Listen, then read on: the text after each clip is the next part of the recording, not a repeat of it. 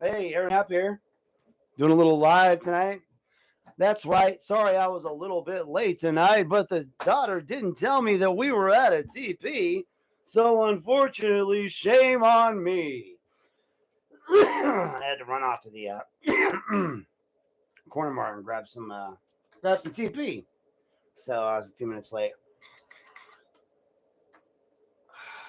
All right, guys. I don't want tonight to be all crazy, but I got a little bit of a script here. I threw some stuff together. I want to touch on a few things, and then I want to move on from there. Really quick, I want to adjust that. Those look so much better on my wall instead of that stupid wall in the office that I never go to. We're gonna address that here in a minute because I know you guys are all aching to know.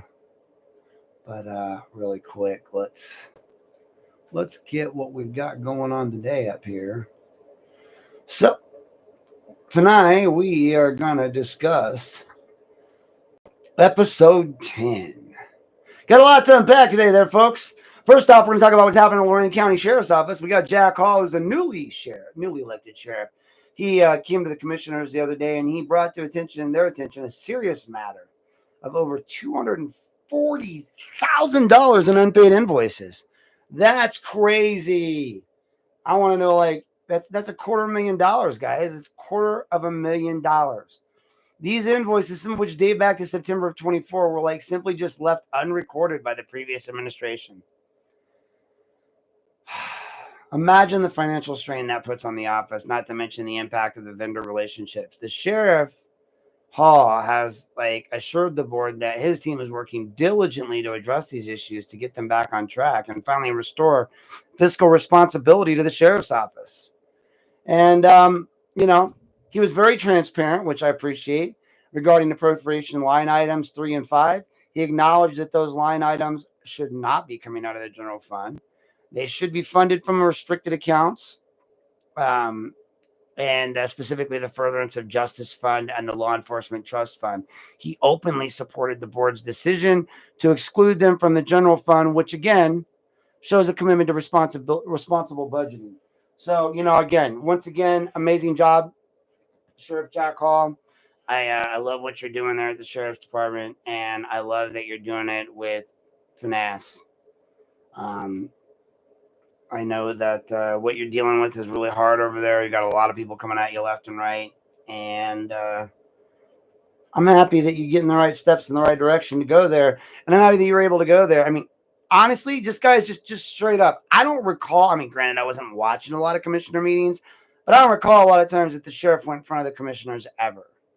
So kudos to Jack Hall for just stepping out there and being present. We're going to give everybody a great Jack Hall, happy day, Jack Hall. Thank you very much, Jack Hall, our sheriff. He's gone out there today and he's addressed our commissioners, Riddell, and more. And he's done a great job there by making sure that $240,000 in unpaid invoices are going to be taken care of. And that way our vendors can once again trust the Sheriff's Department. So great job. A big Jack Hall smile to Jack Hall. That's right, folks. So thank you, Jack, for doing that for us. And the county appreciates you making sure that those funds are going to the right place. So again, I love that you went out there and you addressed what you needed to address head on. You got it handled and you moved on. Secondly, now we're going to move on to the next part of our little conversation here. And we're going to talk about the Lorain budget. Council passed the final budget with a 9-1 vote. Mayor Springowski, Democrat at large, was the sole dissenting voice. I'm sure we'll be diving deeper into the specifics from that budget in the future episodes. But for now, I just need to address something, that still bothers me about that whole budget is that even the temporary budget was passed with Antonio's vote. And we still haven't addressed Antonio's vote. And so, again, I sent off my complaint to the ethics board today. Well, at least the first part of it, just to touch base with them and say, hey, I haven't forgotten about you guys. Here's the initial complaint. Here's all the news articles. Here is the my complaint with all of the details in it. Here are the contracts. I'm still waiting, by the way, on Graves and Company over in Sheffield and Lorain to provide me with the older version of the contract. So they sent me the new agreement to assist, right? That they drafted the day after I requested it.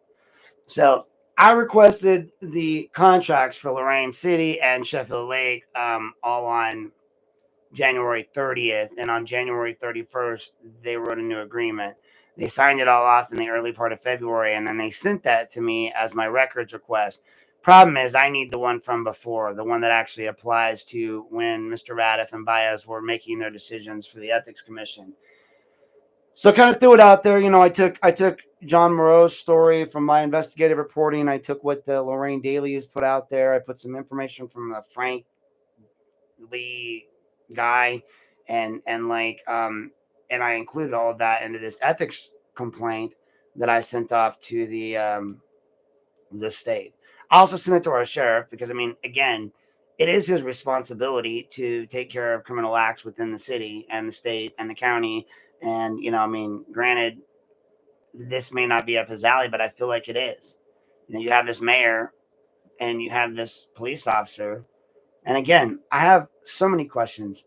One of the questions that was brought up was, did he have the requisite time and service to be a lateral transfer? I mean, that's one of the big questions for Antonio, or was he just given that job? Now, that's the other question. So let's look at it from that point. If he didn't have the legitimate, like hours and time as a law enforcement officer to take that job, which he probably didn't. He had been working for Marcy. He was in the military. He gets out. He probably gets his certs. He transfers in laterally to Sheffield Village or Sheffield Lake. Sorry, Sheffield Lake. And when he transfers in, he's part time. No problem, right? The big question would be, did he have the ability to transfer in laterally part time at that point? Did he have the hours, or should he have gone through a different process? That was brought up to me by some other people. And again, nobody wants to understand. They all think that it's just me talking, right? Oh, it's just Aaron. Just Aaron. Where do you guys think I get all this information from? Do you think I just come up with all of this stuff? Or do you think maybe, just maybe, that for all of everyone's bluster and talk online, that I have law enforcement, local school officials, and government officials in my inbox all the time? So I have people that will, I'll literally watch them go out and talk shit about me online. Excuse my French, sorry. But they'll talk crap about me online and then come and send me stuff. I mean, so say what you will. I don't really get bothered by what anyone says about me, either online or in person or in public or really anywhere, because I just don't care enough to be mad if you're saying stuff. Because again, if I'm the center of conversation, that means that you guys are really hiding something. Because if I'm just some kook, then you leave me alone. I do these podcasts. No one gives two craps about me.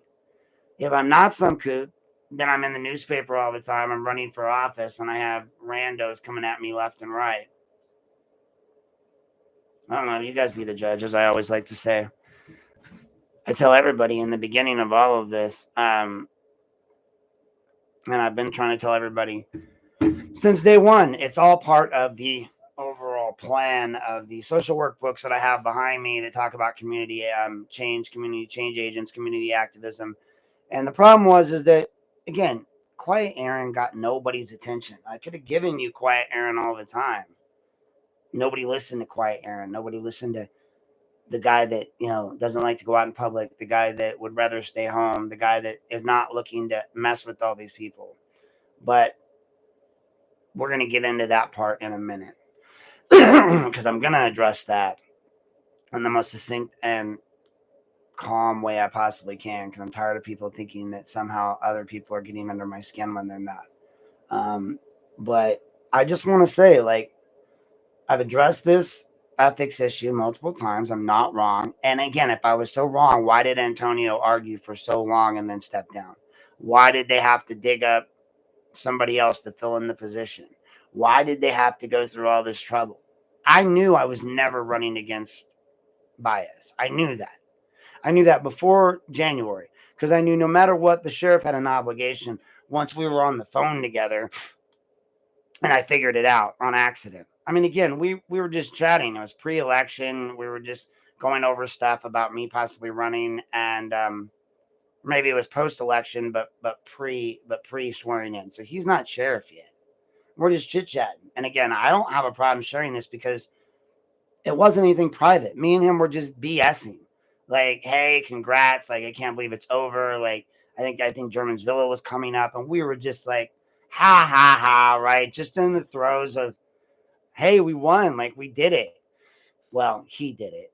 Um, and he won. And so we're just chatting, and I go, well, Antonio, blah, blah, blah, blah, blah. And he's like, well, yeah, this. And then, because you bounce it off someone. And as we're going through it, I'm like, oh my God. And then that's when I went through and I found like the where he was voted in and all this stuff. And again, I don't know these people. I didn't know who Rocky Radiff was. It's like God just keeps throwing these people in front of me like I'm a truck and I'm just meant to run them over. Because, Rocky is subpoenaing me in the Guerin case. He's the mayor of Sheffield Lake or whatever. I'd never have a reason to know who he was. You know, I would have never run into any of these people if not for the cop that was fired for putting his daughter's boyfriend in the back of the cop car. It went viral because he was working at Rockin' on the River and wouldn't let my service dog in. And again, Lorain PD had a service dog policy, and it started there with James McCann, and it worked its way into the courts. And now I can't seem to keep a job no matter where I go. But it's okay, because right around September of last year, my veterans pension changed, and I no longer needed to work, right? I no longer have to work. Um, and honestly, it doesn't matter. But when I hide where I work, because everybody's come after it before, James came after it and all that, Aiden went out and looked me up on LinkedIn, and he put it on blast that I was an independent contractor. Look, I'm not going to avoid this conversation for very long, so we're going to get to it in a minute. I need to, but he put me on blast, and that was that. So I've been addressing it. But, look, you go back to that incident with McCann. I went to Bradley. I had Carry On my front porch. I believed in these people. I really did. Just like I believed the courts would have my back when I complained about this stuff being online. Just like I believed everyone would have my back. The only reason that I even stayed a social worker is because the board had my back. And they backed me. Otherwise, I would have just left because I would have just realized this ethics that they talk about is just a bunch of horse crap. Because I like rules. That's most military people. We love rules. Like it makes us happy inside. And so if you give me a set of rules, I'm going to follow them. That's why I get so angry at law enforcement. That's why I get so angry when people make fun of suicidality. That's what I, get mad when people allow bigotry. These are things that are unacceptable in today's world and society, and we're not going to continue to have them, and I'm not going to stand for them. I don't stand for them on my page. I don't stand for them in public. I don't stand for them in my face. Like, you're not going to use homophobic slurs. You're not going to come at me with that stuff. I don't care. And I know people will be like, oh, Aaron, you're a Republican. And look, my politics and my feelings on people don't have to be together. If you're a good person, I don't care who you vote for. Okay. Just so you know that. Like, I don't care who you vote for if you're a good person. Your politics are your politics, just like mine are mine. I float back and forth between Republican Libertarian, I guess, because a lot of my views don't align with the core beliefs of the Republican Party. Like, I'm not a supporter of I'm a right to life, right? Like I believe that, and I mean, not a right to life. I believe in women's choice, right? So that's definitively not Republican. And I also believe in I don't want people butting into people's bedrooms. So I mean, like, I don't have an issue with LGBTQ. I don't have an issue with people getting married. Any of that. None of that bothers me. Like, each their own, right? And so none of that really bothers me. But moving forward, I just feel like we're looking at this through this lens of I'm not going to put up with these things. I have to use that lens. I have to be like, I'm not going to allow this. And that's what's been going on some of these other pages. And I know nobody really sees it, right? Like they don't see it. I use the description. So we're gonna do this. We're gonna go social worker and puppet master. So when you think about puppet master, someone being a puppeteer, right? It sounds gross, right? Like you're manipulating people. You're doing this. You're doing that. And instead, what I have here is um, let's see. Basically, when you deal with, I'm not even gonna to read what the internet says. Basically, when you're a social worker and you're doing it, and you're being the marionette, you're not doing it for negative purposes. You're doing it to make sure that you achieve the positive outcomes that you want to see happen. Everyone can be mad at me for whatever they want to say. Like in the grand scheme of things, all these things are positive. Like I know Tia dislikes me. I know Aiden dislikes me. I know all the Kathleen dislikes me. All these people dislike me. And the sad thing is, like Jane Morales likes to say, if we, me, Lorain, all these people could get together, God, the music we would make, it would be undeniable. Like that, it would deafen the city.